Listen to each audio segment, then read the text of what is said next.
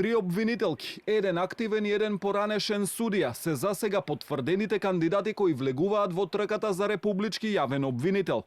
Иако рокот за поднесување на кандидатурите истече синоќа на полноќ, од собранието вела дека ќе почекаат до утре во случај уште некоја да пристигне по пошта.